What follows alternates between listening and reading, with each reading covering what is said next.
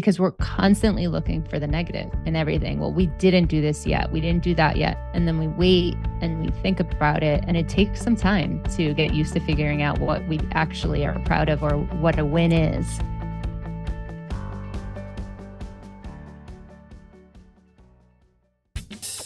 ADHD Rewired, episode 505. This is the podcast for those of us with really good intentions and a slightly wandering attention. I'm Eric Tivers. I'm a licensed clinical social worker by training and a coach by design. I'm your host, and I have ADHD. ADHD Rewired is a more than just a podcast. We are a community. We are wired for connection, and you are not alone. Go to ADHDrewired.com to learn how you can join us in our free and secret Facebook group. Get additional resources for every episode, including links to any resources we mention on today's show. You can support us on Patreon, sign up for our email newsletter. You can request podcast postcards to distribute to your clients and support groups. Learn all about our award-winning coaching and accountability groups. You can co-work with us in our Adult Study Hall virtual membership community. You can do all of these things by going to our website at ADHDrewired.com. We know that starting is the hardest part, so let's get started. Welcome back to another episode of ADHD Rewired. Today's guest is Brooke Schnittman. By the way, I loved your, when I asked you to write it out phonetically, because I always ask my guests that, your response was like, Hitman, and then you had the fuck my life emoji, like, which I loved. All right, I've already interrupted myself with my tangential thoughts, so I'm going to keep introducing you. So you are a professional coach who understands firsthand the challenges of living with ADHD. As an adult with late ADHD diagnosis, Brooke knows what it feels like to feel frustrated, overwhelmed, and ashamed. But instead of giving up, Brooke decided to use her personal experiences to help others with ADHD. She left the school system in 2018 to create a specially tailored program for individuals with ADHD called 3C Activation, which focuses on the importance of boundaries and small actions to activate potential and achieve continued success through maintaining momentum. All right. Well, Brooke, You did it. I did it. So tell me, first of all, who are you? Like, how did you get into this space? Other than what you just said right here. Well, it's funny that you commented about my last name because I'm married, but that's my maiden name and I have not changed it. And growing up, I was like, oh, I can't wait to change that last name. And now all of my executive functions is pulling me away from changing my last name. All the paperwork that's involved. Oh my gosh. I even paid extra to get a whole folder of paperwork to help me through it. It literally sat on my desk and I think it's still there from 3 years ago when I got married. And I'm like, not doing this. Yep. Relatable. Uh-huh. Yes. So who am I? I am an ADHD coach and founder of Coaching with Brooke. I have a company similar to yours. I have 8 coaches and we work worldwide with students and adults and parents. And we've worked with thousands. Before that, I was a special education teacher and assistant director of special education in the school system. And like I said, I just realized as an administrator that not only did I not go into teaching to be an administrator, there was so much red tape. And I wanted to make that bigger impact in a different way. And I figured it out along the journey that I wanted to be an ADHD coach. Didn't realize I had ADHD at the time, even though working with ADHDers at that time for over 13 years. Fast forward 5 years later, here I am. I love what I do. So let's talk about some of the stuff that you are doing in your business and some of the things that you really like to help your clients with. Now, with your 3C activation, talk through that with us. And go ahead. Sure. So 3C activation stands for control, consistency, and confidence. So when I first started one-on-one coaching, I was working with students and adults. And the one thing with adults at that time was they were saying, I really like this whole one-on-one coaching thing, but I need to learn from others who have ADHD as well and understand their journey. So I took all my one-on-one clients at the time and I put them into a group, a small group. And We literally just worked on whatever it was that they were all coming up with a common theme on. And I would create a lesson because that's what I used to do, make lesson plans. Every week they had a new theme that I was hearing. So I would create a new lesson based on their journey. We did that for 12 weeks. It was every other week. And they loved it so much that then we did another 12 weeks every other week. And there were 6 more lessons. So I put all those lessons together and realized this makes a huge impact. And that's essentially how I started 3C activation, through the need, through discovery and exploration, and just seeing what the journeys of adults with ADHD needed and their themes. So I've been doing 3C activation now for 4 years. It's in a small group of 8 adults with ADHD, and we go through the first 4 weeks with understanding the chaos of their ADHD brain, understanding how their brain works and how they're showing up for themselves and how they're showing up for others, and getting very clear on their negative habits so they could slow that down while starting to build some small positive habit changes. We're not making huge changes right away because there's way too much chaos going on. Say more about that goals, part. The intentionality behind not making these big changes right away.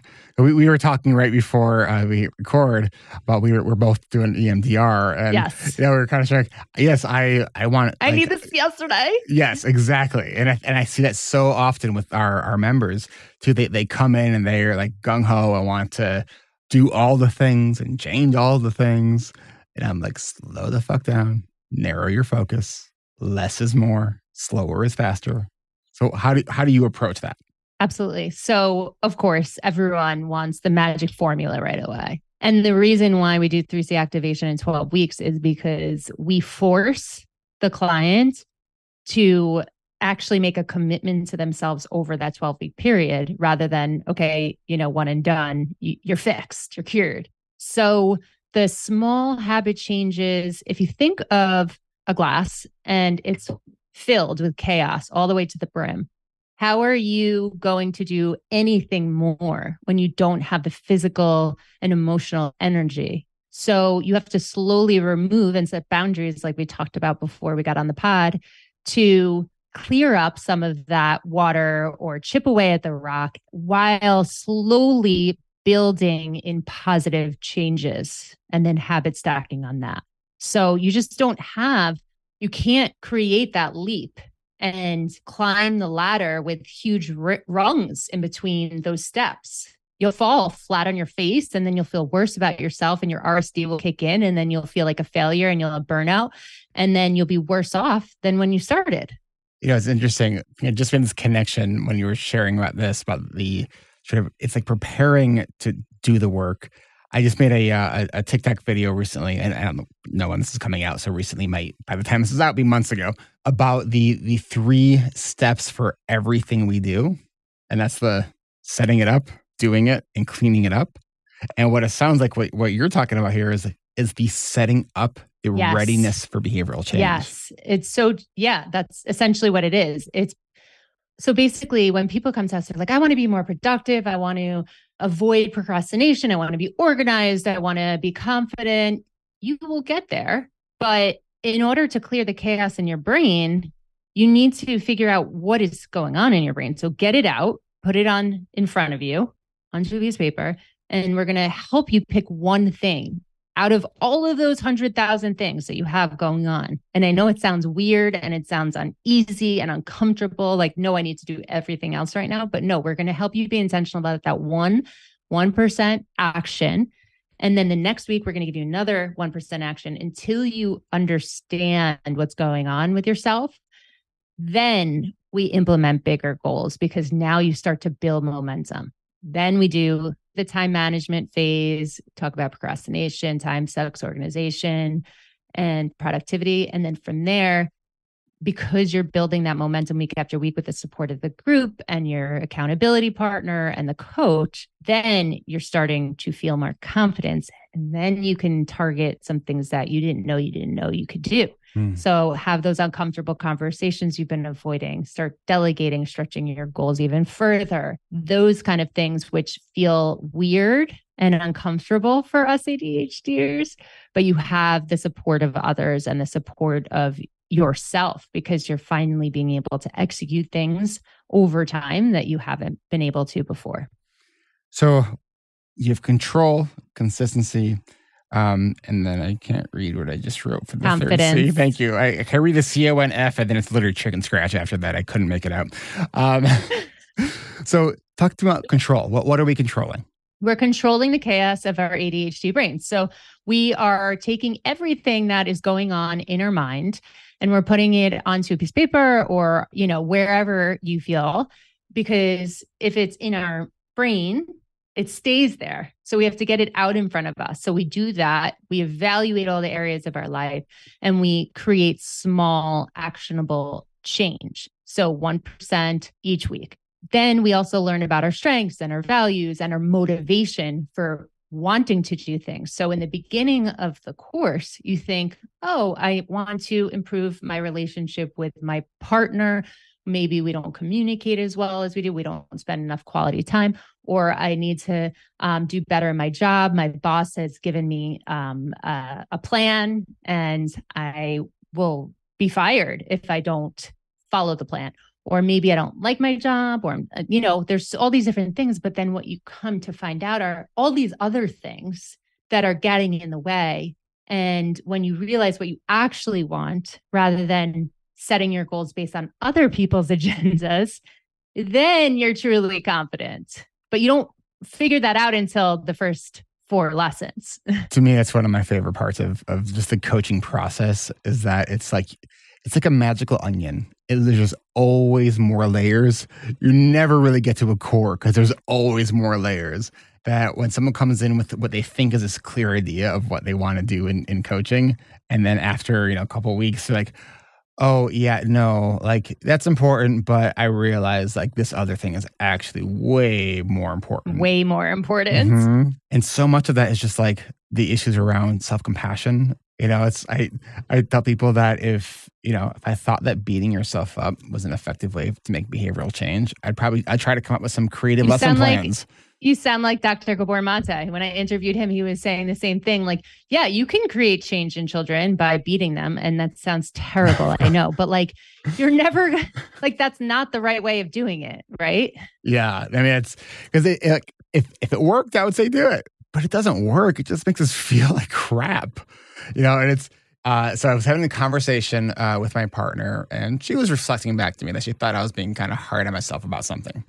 And I was like, no, I just really want to be intentional, and I feel frustrated when like something I'm intending on doing, I'm like seeing that I'm not doing it. And, so I'm finding that frustrating, and she's saying like, well, you're being really hard on yourself. I'm like, yeah, but literally, I want to do the thing. Right. And like literally that day we had one of our group members who was being really hard on themselves. So we kind of did like a little bit of a group like laser focus on this one person for the benefit of not just that person, but for everyone in the group. Mm-hmm. During the conversation I was having with my partner where I'm like, oh, maybe I'm actually kind of being like that guy, not realizing that I'm actually being harder on myself than I was realizing. And so it's just in the last couple of weeks, I've been like, maybe there are areas where I could benefit from a little bit more like self-compassion and self-love. And yes. It's always those things where we're like, oh, you point to everyone else, like they need to do this. If maybe we're seeing that with everyone else, maybe it's because we're looking at a mirror of ourselves. Yes. And this is why it's kind of fun being in the space. It can be hard when we have these realizations, but so helpful. And I kind of love the irony of it all as well. Yes. It's the power of being in a group. It's the power of coaching. It's the power of doing therapy. Like you see yourself in these other people and they're being so brave and sharing their experiences and sharing their journey. And you're like, wait a second. Why am I shaming myself so much? Yeah. Do you know we have to take a quick break? When we come back, I want to talk about consistency because I have a little bit of an emotional reaction, even just hearing the word consistency. So maybe you need some EMDR for that. Probably, that among other things as well. We are going to take a quick break. We will be right back. Support for ADHD Rewired comes from our award-winning intensive coaching and accountability groups. We meet 3 times a week for 10 weeks with daily accountability. Learn more by going to coachingrewired.com. Our 34th season of coaching groups are now full. We just kicked off our first week, and we are so excited for the upcoming weeks for all of our new members. If you want to invest in your personal growth, develop time wisdom, and find out where your time is really being spent, want to set healthier boundaries to make time for self-care and your most important goals, and begin reducing your daily overwhelm, all while learning alongside other adults with ADHD who just get it, then this is the coaching community that you've been looking for. Every season, our members remind us that even with ADHD, we can do hard things. And we don't have to do them alone. And our resilience is next level. Through our award-winning coaching program, we go beyond just sharing a ton of tools, tips, and strategies that you can use to help with your ADHD management. We provide a safe and supportive, non-judgmental environment where you can learn how to take those tools and bend them to make them work for you and your unique ADHD brain. So what are you waiting for? We'll be starting our winter season on January 11th. So why not get a head start now by going and signing up for our winter interest list at coachingrewired.com. That way you can get kept in the loop to get notified about our winter registration kickoff event. It's never too early to start planning for the new year. So make sure you're on our winter interest list at coachingrewired.com. Come grow with us. One more time, that's coachingrewired.com.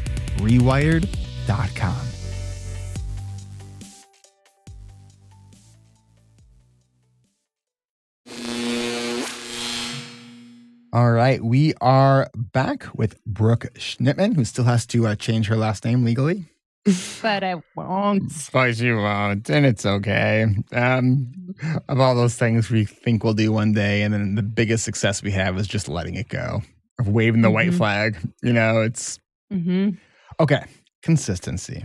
Now, when I started getting into the sort of the professional ADHD space, you know, I would often hear like this is one of the goals of treatment is helping our clients be more consistent.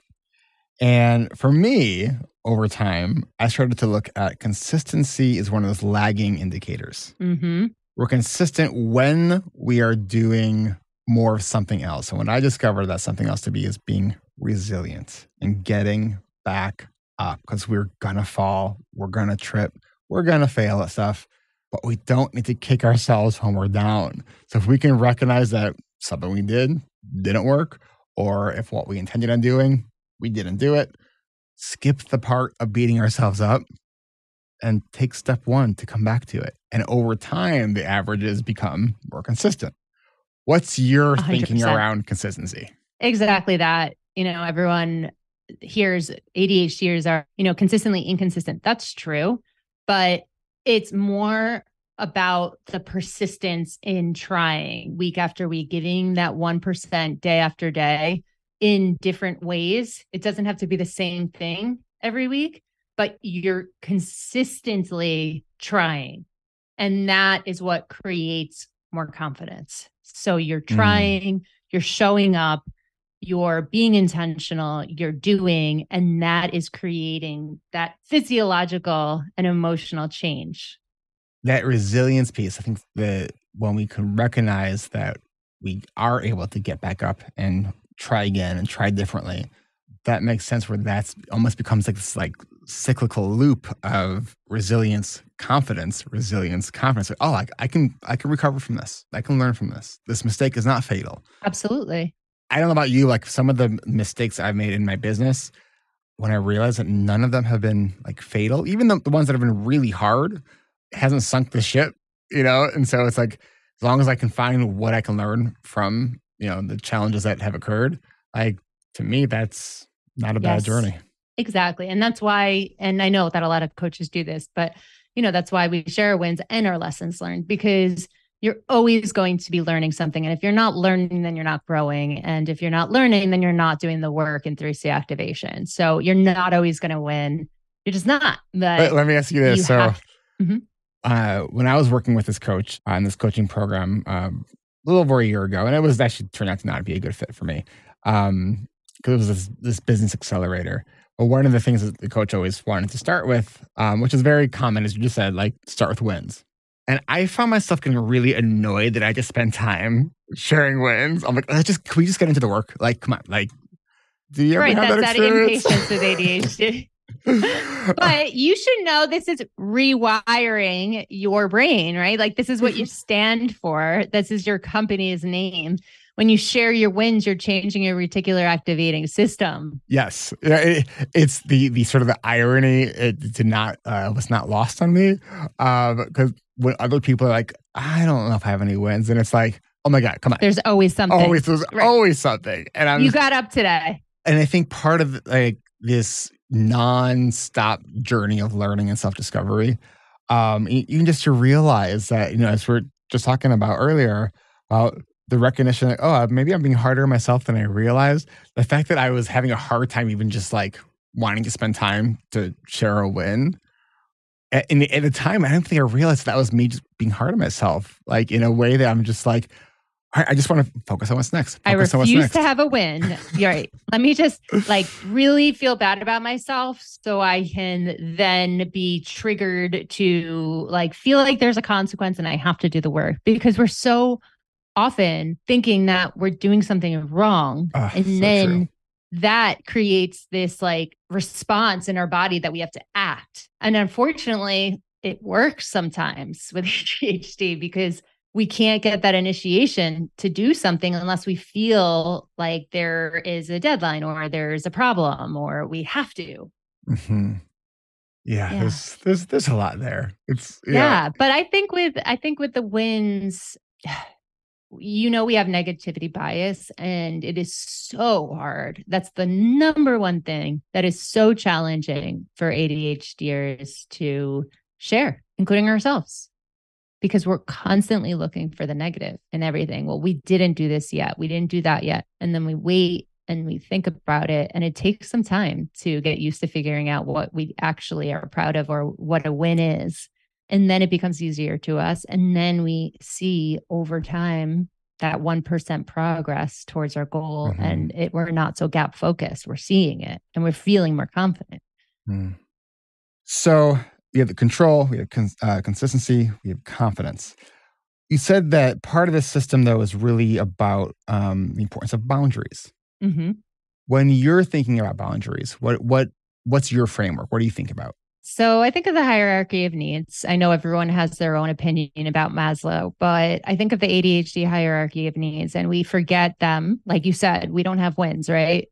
And how important is that? So just the boundaries of when you're feeling overwhelmed, just check in with yourself. Are you sleeping? Are you drinking water? Are you eating? Are you letting toxic people into your life?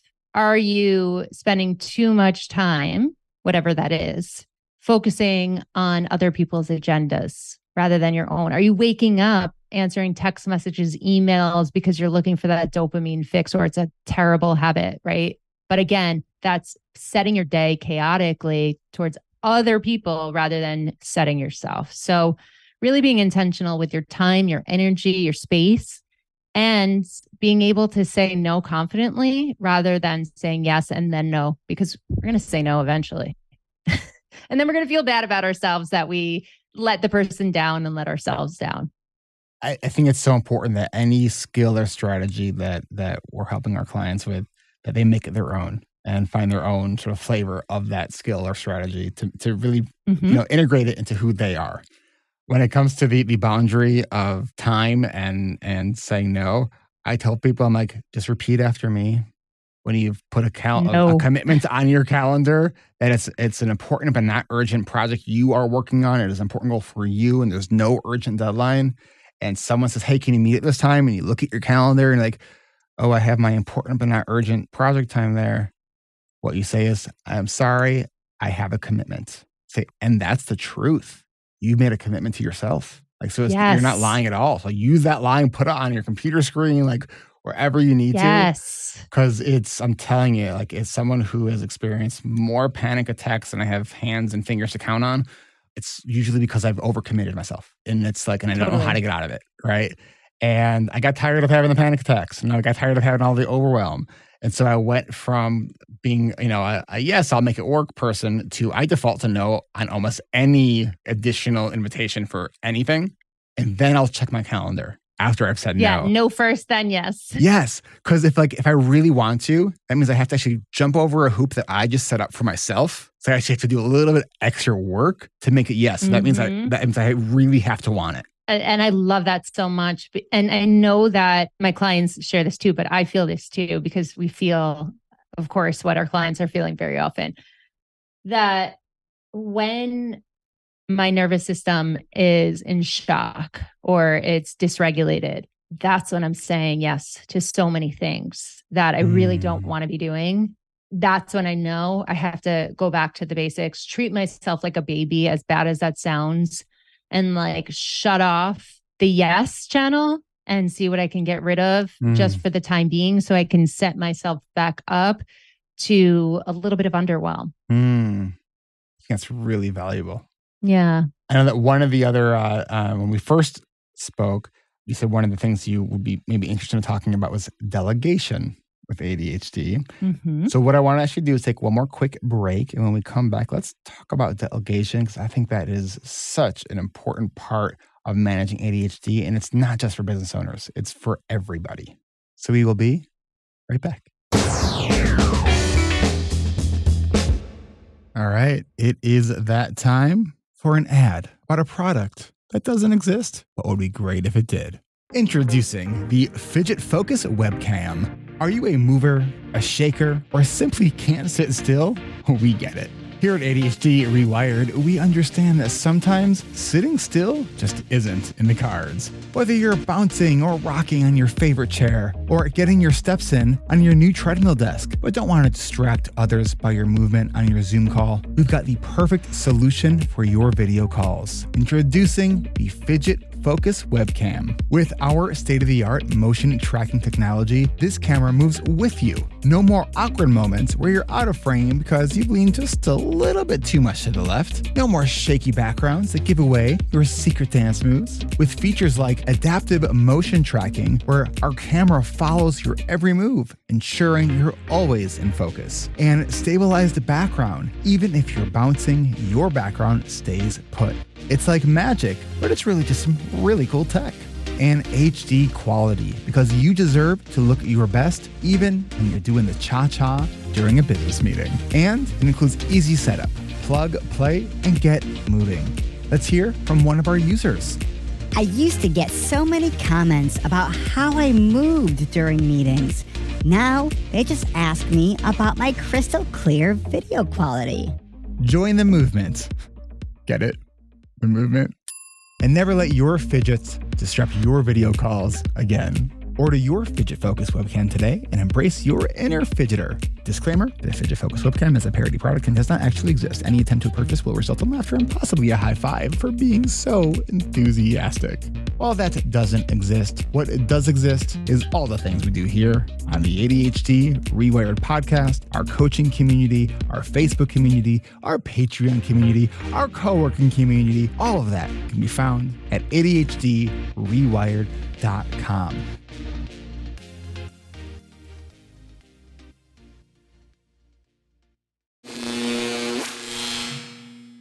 All right, we are back.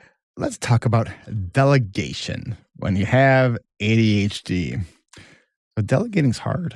It's very hard. And I think it's hard in general, whether you have ADHD or not. So now you put ADHD on top of it and our people pleasing, our negativity bias, feeling like we can't expose the things that we shouldn't do or couldn't do. So we can't tell anyone to help us, right? There's so many things we can't plan in order to know what to delegate. There's so many factors that go into having such a difficult time delegating. What do you think are some of what are some things you hear when people are resistant to delegating? I can do it better myself. I don't have the time to tell and come up with a way to delegate it. So I might as well just do it and get it out of the way. I want it done yesterday. So I'm just going to do it myself. I don't have the patience to wait. I don't trust the other person. I don't want to ask for help because it's going to show that I'm weak. People don't want to help me. Why would they want to do that for me? So let's break those down. So I think the first one was I forgot what you already said about the first one. I was going to write it down, but then I was focused on listening to what you were saying. That's so nice that you were an active listener. I am. Just my working memory is only goes so far. I think it was about taking more time, or you can do it better yourself. I can do it better myself. Mm-hmm. All right. So you got a client that says, I'm not going to delegate. I'll do it better myself. What's your response to that? Again, that's okay, you might be able to do it better. Usually when you delegate, the other person should only be able to do like 70% of your capacity anyway. But right now you're at 120% capacity. So what are you giving up by doing that? And you are not able to enjoy the things that you love and have time for. So how much is this thing worth to you that you have to do it yourself? And is there a real deadline for you to do it yourself? Or are you creating that deadline and feeling the pressure of wanting to get it done right then and there because of the impulsivity? What about the common response we hear of, just faster if I do it myself? Well, I can tell you certain things that I've discovered and my clients have discovered that they're not as good at and they delegate. So for me, like I'm not as good at the busy work as we spoke about. I'm not good at paper pushing. I'm not good at looking at charts and analyzing numbers and blah, blah, blah, blah, and creating my website, right? So every time I'm like, okay, I'll get it done faster if I just do it myself. I trick myself because it's been a while since I did it myself. So I get into there and I start. And it's usually when my automatic nervous system is like wacky. So I trick myself to do it. And then I'm like 3 hours in, 4 hours in. Oh, I'm so frustrated when this person could have done it in 30 minutes to an hour and done it well. And their strength is doing it. So like Dan Sullivan talks all about the strategic coach. He talks all about delegating something to someone who actually enjoys it. I know it sounds weird, but people enjoy what we don't like. Yeah, and it's legit true. And it's also people also enjoy helping as well, right? I always tell people that like, yes. Look, like how do you feel when someone asks you for help and you're actually able to help them? Like it feels good. Feels good. So why are you gonna like hoard the goodness yourself when you can actually be reciprocate and let somebody else feel good by helping you? We cannot become a greater version of ourselves by doing things alone. We will live in a box and we will isolate if we try to do everything ourselves. And we have this 3-legged stool, right? So we can only be one leg. We need other people and other things to help us expand and be the best version of ourselves. So yes, you are doing someone else a favor and usually they feel really good, right? Like when someone says, hey, can I help you? It's usually not like, oh, I'm just being kind. So I'm going to ask you if you need help. Like they legitimately want to help you, like you said. It's funny. So with my current assistant, Lisa, when I brought her on, I was very like sort of committed to training, I don't think properly, or like doing a better job of training than I had my past assistants. Like a previous one, I basically had them just sit next to me for a couple of weeks while I was doing stuff. Like not the best way to do it because it's also not then like scalable and repeatable. Mm-hmm. And so I was really like motivated to make a good onboarding process when she came on. And for so long I was like the writing process is like very kind of overwhelming to me. And so I just kind of had the story in my head of like, this would be too hard to do. But the motivation was high enough to allow me to sort of push through some of those executive function challenges and the stories I was telling myself. And the weirdest thing kind of occurred.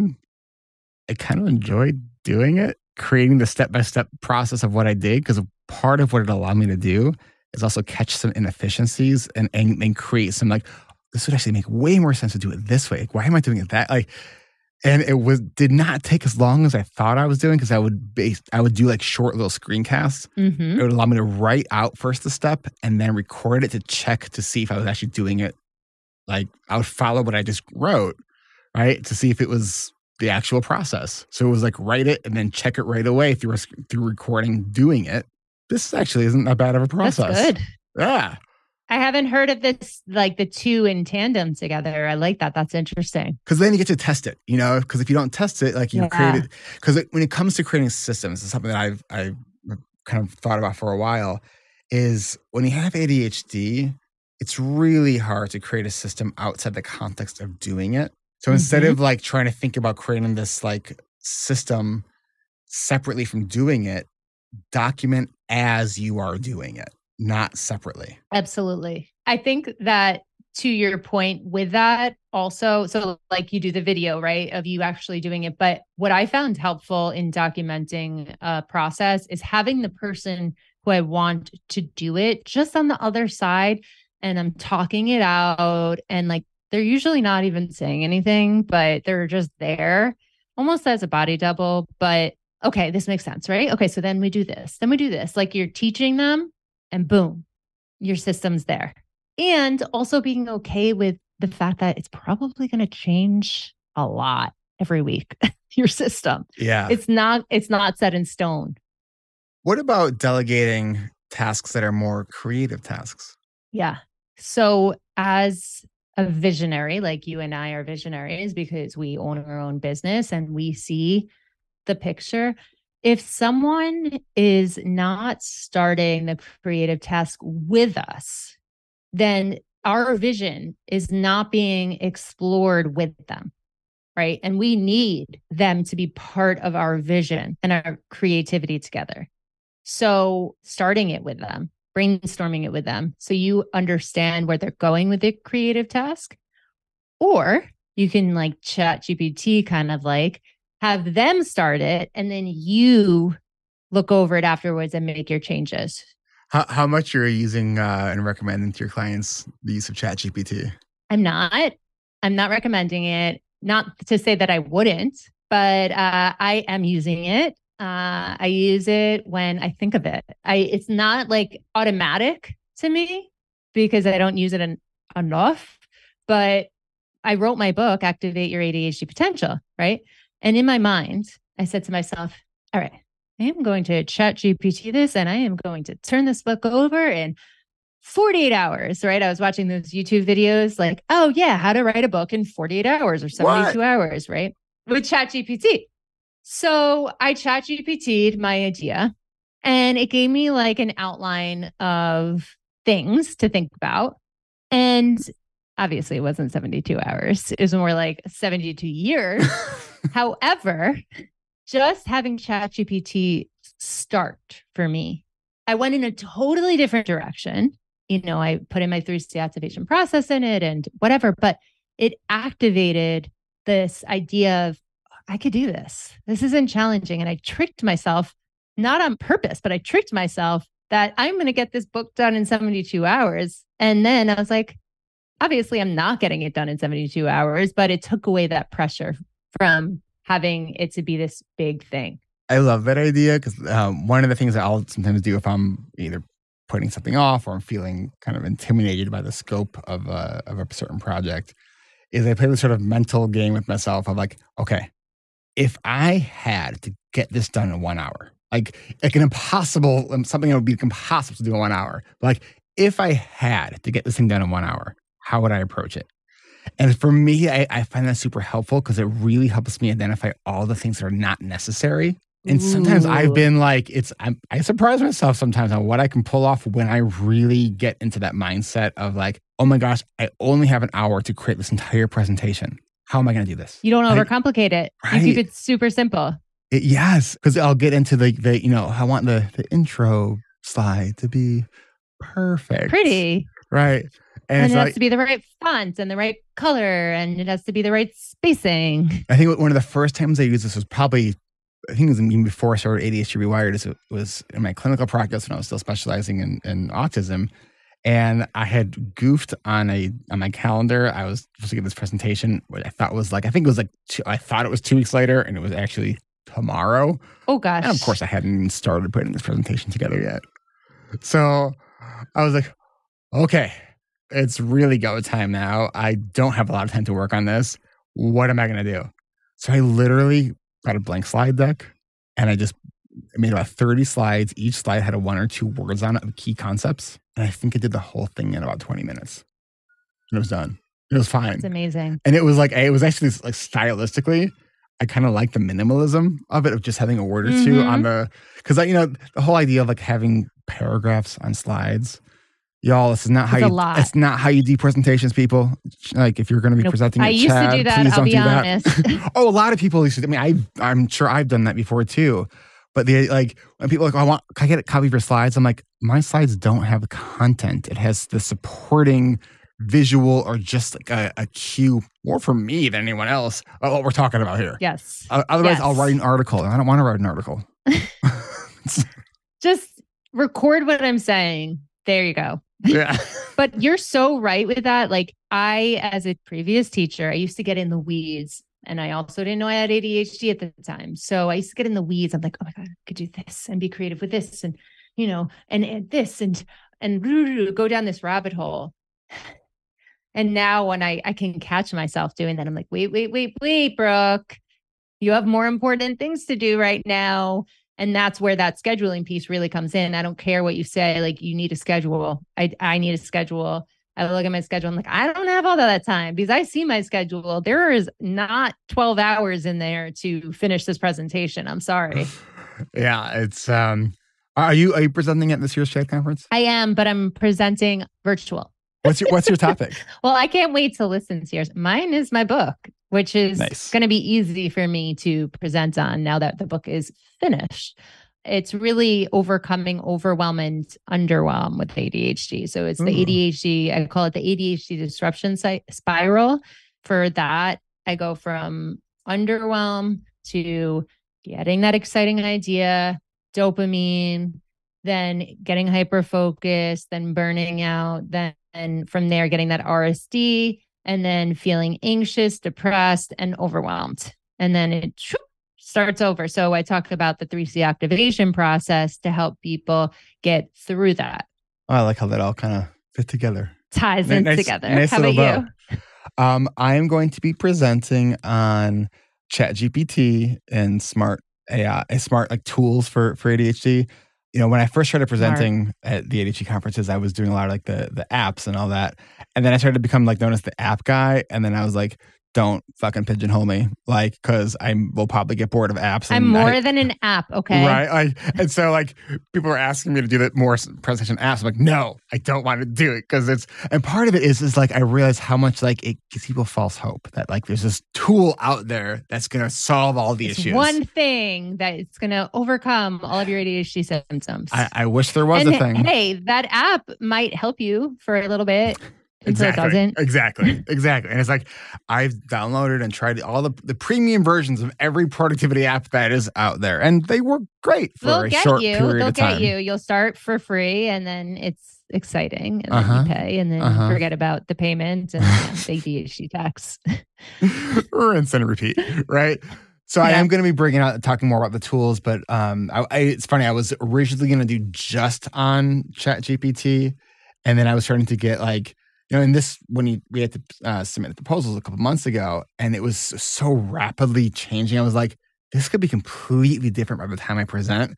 So I was like, let me include ChatGPT as like a large portion of this, but let me also allow for other sort of tech stuff and tools sort of in there as well. And the more I'm learning about ChatGPT and reading a lot of these like white papers on ChatGPT, like it's a lot to grapple with, because I'm the type of person that wants to learn everything about something so I can be good at explaining and teaching it. Because that's just the way my brain is. Like I need to master in order to understand it at all. And then move on. Yeah, and then move on.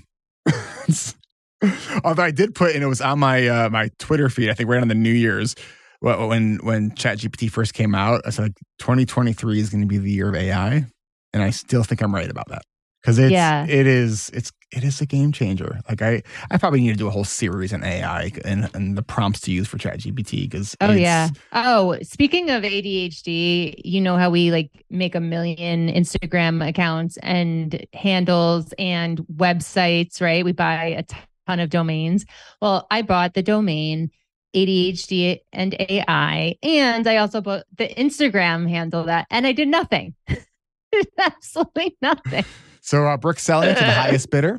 Woo! You know, you haven't even mentioned, you very briefly mentioned your podcast, but I don't even think you shared that you need to come on. Yep, I need to come on. I invited you. Yep, and I will be there, and we'll set that up.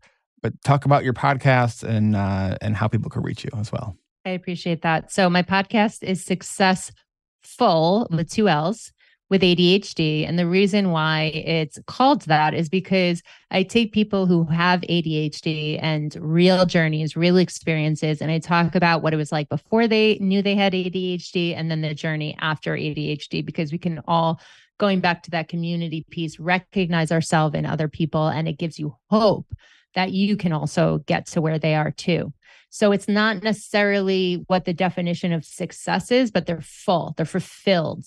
So Successful with ADHD, I have real ADHDers on there talking about their journeys. I also have experts coming on like Dr. Aim and Dr. Hallowell. I had Gabor Mate. I have the sleep doctor who came on and some other people who are going to share their tips for ADHD.